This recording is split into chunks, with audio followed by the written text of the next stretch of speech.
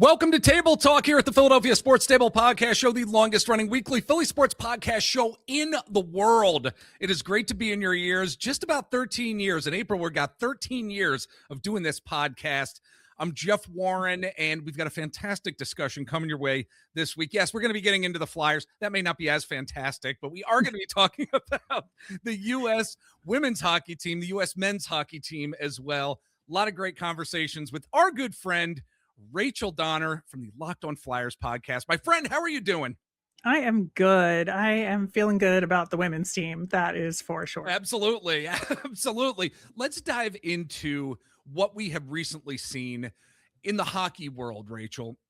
Like you said, let's start off with the USA women's hockey team winning gold at the 2026 Olympics. It was such an amazing run and win for them. Just really quick, some stats right here. U.S. Hockey has reported that we had a 65% increase in female participation in hockey over the past 15 years, by the way. And this is a trend likely to accelerate after the women's U.S. hockey team won this gold medal. 7.7 million people watched this, the final game where they took gold, which was the most watched women's hockey game on record. This is definitely one that we are going to remember for sure. And Rachel, for me, as I have reflected on this game and watching it and the excitement, this wasn't just a gold medal. I think it was a signal, especially a signal to young girls, to hockey fans, and I think the sports world in general, that America's women's hockey isn't just emerging anymore. That 65% that I just mentioned, it's not emerging anymore. It has arrived. It is here. And this team didn't just win a championship. They just didn't win the gold. They expanded the future of the sport itself.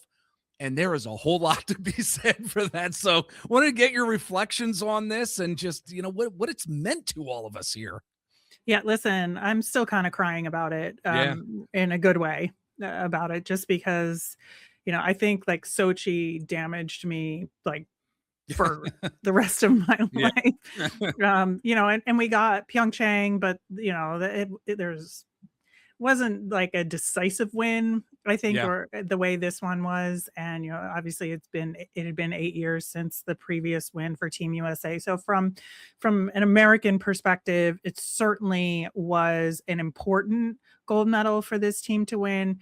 I think it was important also because of like the legacy of some of the players on the team. Hillary Knight specifically, as team captain. This was her 5th Olympics, had already declared that this was going to be her last Olympics representing Team USA. And so there was kind of like a capstone feeling about it. I think like Kendall Coyne-Schofield, in a way, there was some similar, like she hasn't said anything specific, but the feelings are there about it for sure. But I think when you look at kind of the narrative of this team and the way the roster was constructed versus Team Canada, like their biggest rival, and obviously who they beat in that final, and had shut out earlier in the tournament, there was a lot of conversation about the roster construction process and how I think when you look at on the men's side of Team USA, where you have this robust youth program, and then you have World Juniors, which there's not a World Juniors for women, and there should be. Right. And I think that's the next step. But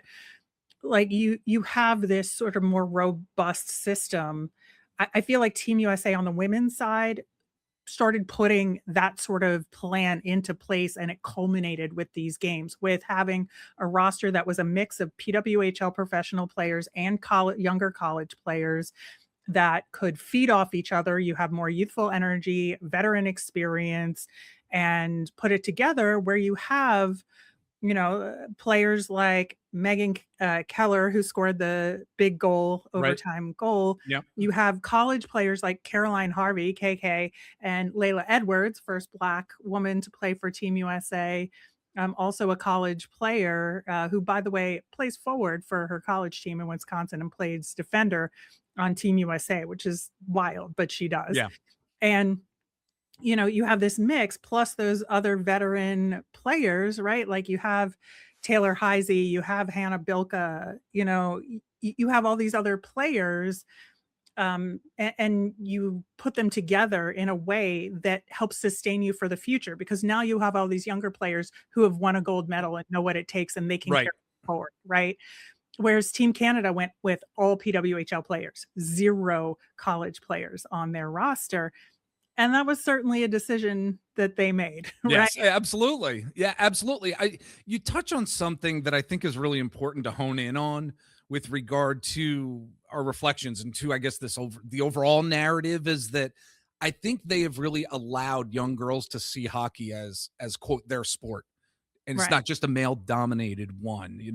Role models now exist who are household names. You were just naming some of them as well. And I think it creates this pathway, a more visible pathway from Mhm. youth hockey to potentially Olympic greatness. Now, greatness isn't in every single athlete's domain necessarily or realm, but it creates a visible pathway of hockey success, I think. And I think there's something to be celebrated in terms of that.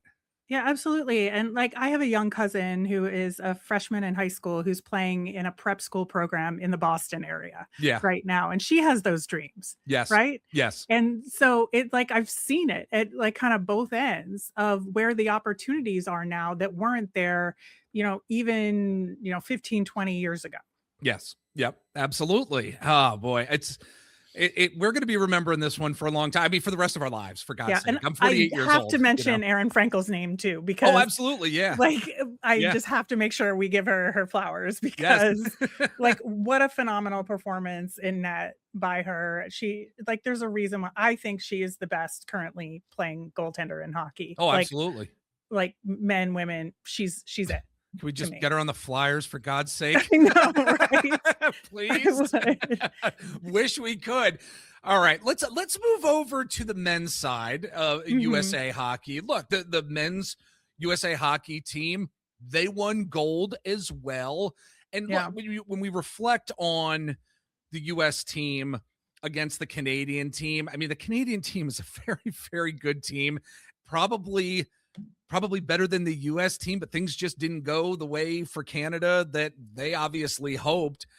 USA pulled out a victory, dramatic fashion. So we wanted to give our reflections first here on this particular win, and then I think we're going to get into some other issues with regard to the Yeah. U.S. men's team. But really, I don't want to take anything away from the actual performance necessarily on the ice, because as we know, for like 46 years, Americans men's hockey lived in the shadow of the 1980 Lake Placid team.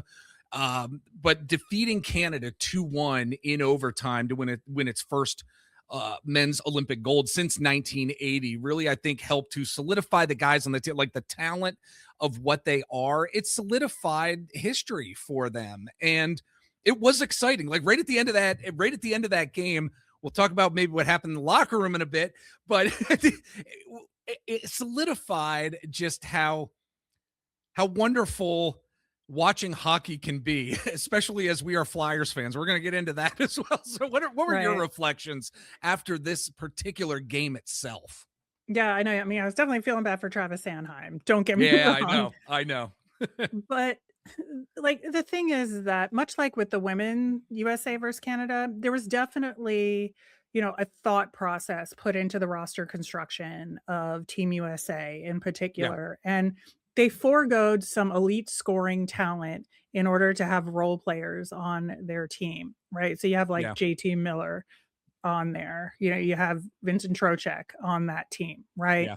Yep. Their their penalty kill saved this team, right? And those Yes. are those role players, and you kinda unfortunately have to hand it to Bill Guerin in some ways because, like, I hate doing it, I really do, because I still ultimately, I think it was still a mistake in the long run, because I think much like on the women's side, like, you have to fold in some of these younger, more elite scoring talent onto this team, Yeah. and I think that the USA benefited from the fact that their quote unquote scorers on this team stepped up in a way that they hadn't, I think, even as much in their NHL seasons yet, that this special atmosphere and environment got them to a higher level. And I do think, and I said this on Locked On Flyers, that I felt like Team USA overall played a more team game. They were more cohesive as a team. Team Canada felt a little bit more like individuals thrown together to Yeah, that's a me. good point. Yeah. And they're all incredible individuals, don't get me wrong. And like I think for Team USA, the whole was greater than the sum of its parts. But Yeah. on the Canada side, those parts are so much better than what Yes. Team USA had to offer. Yes. And it's, that's hockey, baby. That's why you play the games, right? But I Absolutely. just think it's really interesting how it ultimately played out. The Johnny Gaudreau also, that Oh my storyline. God. I mean, you want to talk about heartstrings being pulled? Holy cow, Rachel! I don't know. Like I mean, it takes a lot for me to get emotional to the point where I get a little misty eyed. Mhm. This was one of those moments. I mean, this is one of those moments for me when I just was like, man, the weight of what that was. I don't know. What were your, did you get it? Did you get Yeah. the Oh, feels at all as well? that's the thing, is that I was like, I was fine. Like Yeah. nothing was affecting me until that happened. And I Yeah. was like, yep, Yeah. I'm done. We're Yep. done. I'm just gonna cry now. Yep, But gotta take a walk here. yeah, Yes, absolutely. But look, totally. Totally. with the men's gold medal win, look, there is a storyline that is that is like in the shadow right over there, and it deals unfortunately with our federal government somehow getting involved in this. And what am I talking about? I mean, if you don't know out there, folks, our FBI director Kash Patel decided that he was going to go over to Italy and he was going to watch the U.S. men's hockey team. And he was, I don't know how or why he thought that was a good idea to do it on the taxpayer's dime. Could be a conversation for another time. Look, on this podcast platform, we have talked about a number of issues, number of social issues over the years, whether it's, racism, whether it's Colin Kaepernick, and we're not shy about talking about these things on this podcast platform. But dude, our FBI director, for gosh sakes, was in the locker room with these guys chugging beer after the victory. It was so bizarre to watch. And I'm thinking to myself, with everything going on in the world, is this really the Well, best and way? with his department, but that's a Yeah, topic for well, there another day. exactly a topic for another time. But like, is this the best way to be doing things, business here with regard to what's happening in our nation at this point? And it was just so bizarre, just the smiling, the laughing, all that. I don't know.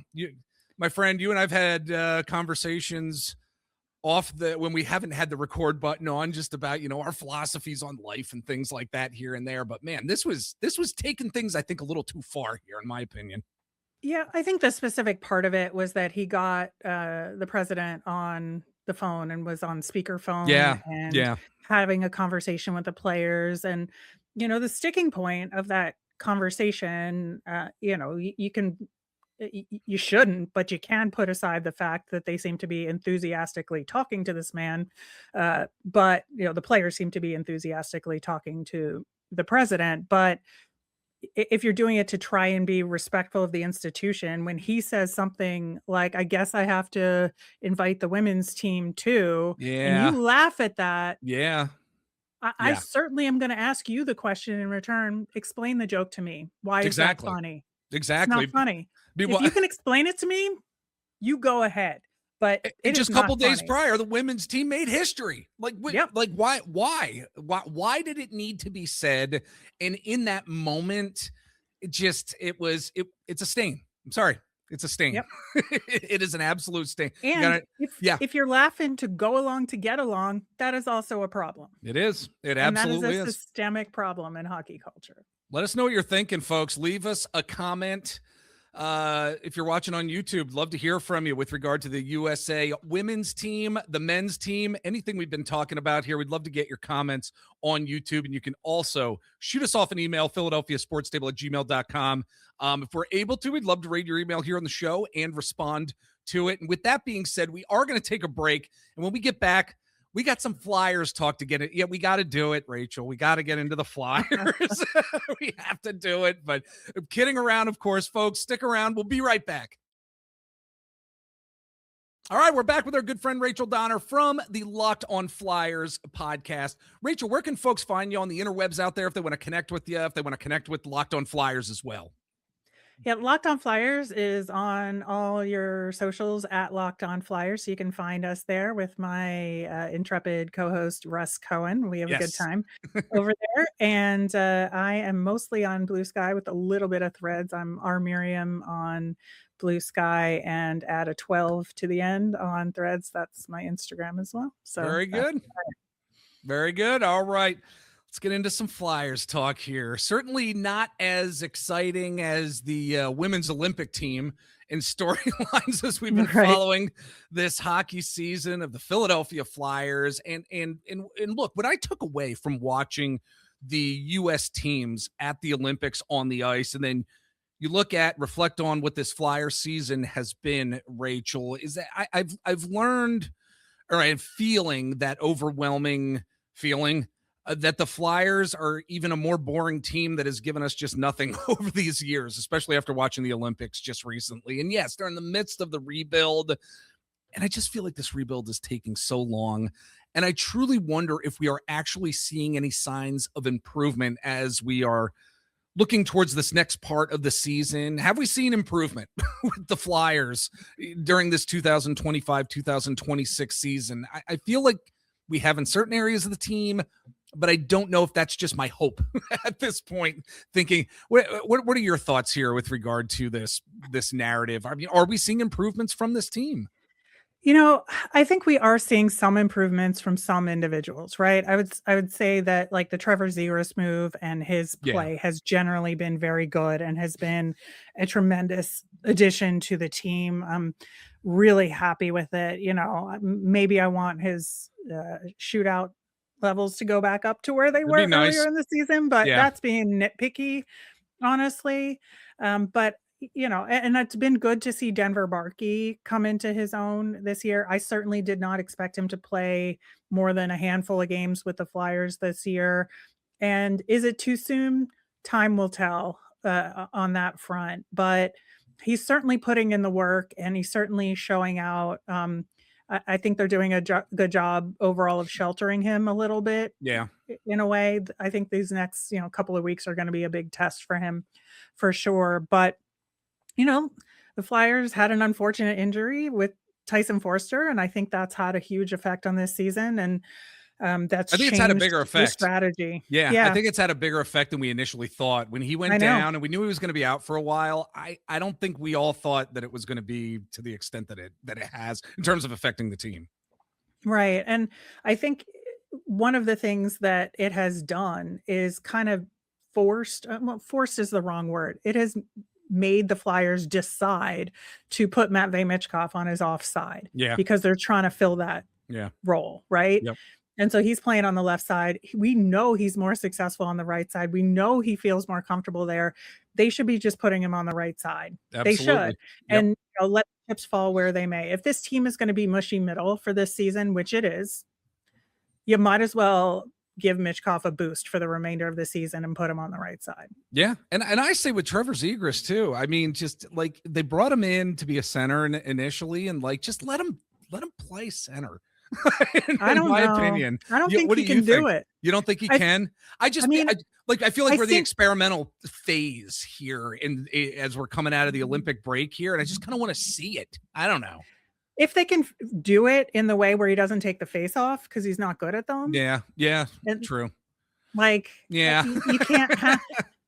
I mean, I'm sorry, but it's not his bag. So grasping at straws here. I think he has the playmaking ability, right? And he has, he'll back check and he's got enough of the two-way game to make it work. But I think that he's better off as a winger with the Flyers, but certainly if you want to play him at center and have somebody else take the faceoffs, that's fine by me. I think that, Dvorak has been a good acquisition. Yeah. I think he's helped the Flyers on that front specifically. Yeah. But, I think there's the guys that haven't quite lived up to expectation this season too, and that's part of why they're in the mushy middle. It's like your Owen Tippett, who has a banger of a game and then has a dry spell for 2 weeks and Yeah, another banger of a game, and so he keeps like teasing you with these like good games that you think maybe there's something there, and yeah, then he's not consistent. I don't think, we haven't gotten the offensive production from Noah Cates that maybe we would have liked. He's still playing well, but the production isn't there. Travis Konechny is like literally dragging this team on his back, absolutely. right? Yep. And you could see his frustration. And Yeah. I think this team isn't where Danny Breyer wanted it to be. That's for sure. But I think that he had to have known that this was a possibility given who they made bets on. And you know what? It's a really good segue into the next topic here, Rachel, because we're going to start seeing this Flyers team on the ice again after the Olympic break here. And I was going to ask you, like, where do you want to see the most improvement from the Flyers as we start watching this team again? I mean, for me, you actually mentioned Owen Tippett and the Mhm. reality that he will have an incredible game. And then it is a dry spell where he's doing a whole lot of nothing for a couple of weeks. And it's so frustrating. For me, I need to see some major improvements and even consistency with Owen Tippett's game. I mean, what needs most improvement in your eyes when you're looking at this Flyers team? Yeah, I do wanna add with Owen Tippett, his defensive game is actually, as a fast Oh, forward, it's is actually pretty solid. So it I is. I wanna Yeah. give him credit Yeah.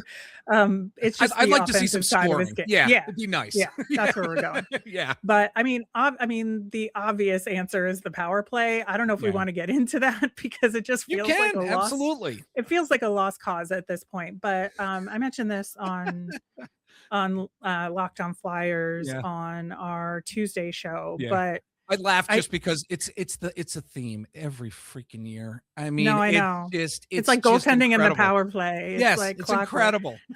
But I think not necessarily power play related, but could be applicable to the power play is, I want to see if Rick Tocchet learned anything from Team Canada. All I right. want to Yeah. see from this tournament and from all the other teams that they face, right? Just from Yep. a creativity perspective, from a systems perspective, from a how to run things perspective.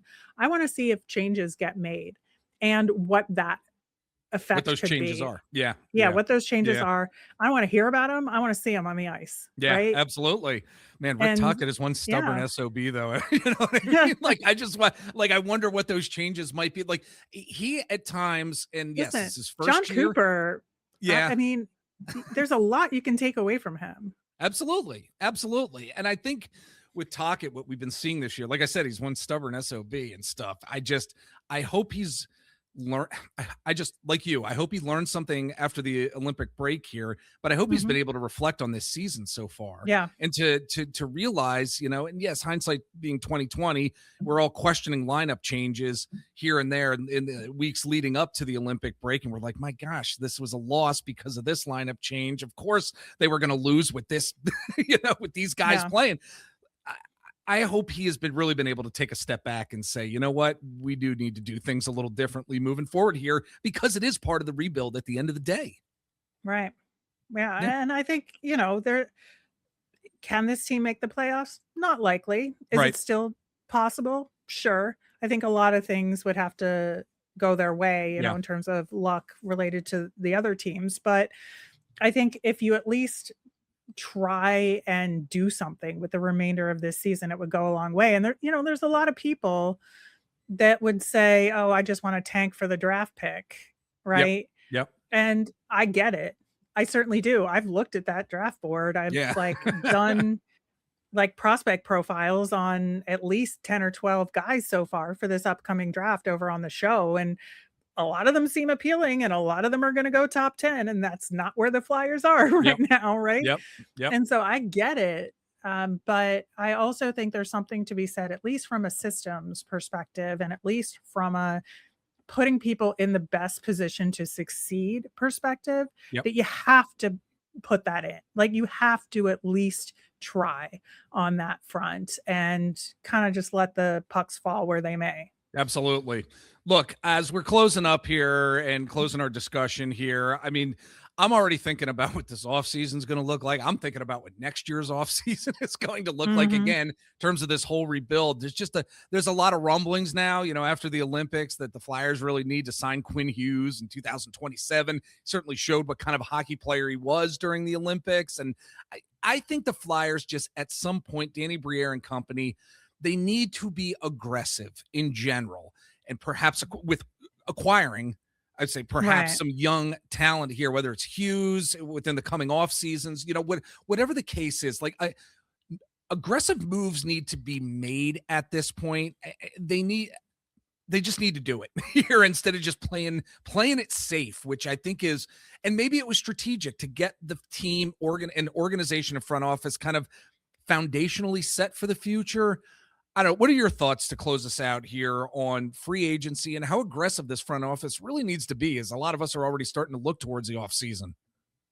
Right. I think that this free agent market is not going to be as good as people thought it was going to be Yeah. this upcoming off season, just because people have already signed extensions. Right. So I don't think it's going to be as strong or as robust a market as people were thinking, even like 2, 3 months ago. But I also think the Flyers don't have the assets to give in return. That's Yeah. the problem, Yeah. is that if you're looking at who the Flyers have to offer in exchange for a Quinn Hughes, like to get a deadline, maybe I don't think the Flyers have any shot at Quinn Hughes. I just want to be clear about that. Okay. But I'm gonna cry when we because hit when I hit stop record, um, just because I know the reality. but yeah, because I mean, the Minnesota Wild are not going to trade him at deadline because they're a contending team. Yeah. So it Yeah. would be an off-season situation, and I just the draw is too strong from the Devils or a more likely contending team. It would have to be a huge sell. And then when you're looking at making other trades to try and get high draft picks or whatever, who do the Flyers have to offer other than Porter Martone? Yeah. Which, Yeah.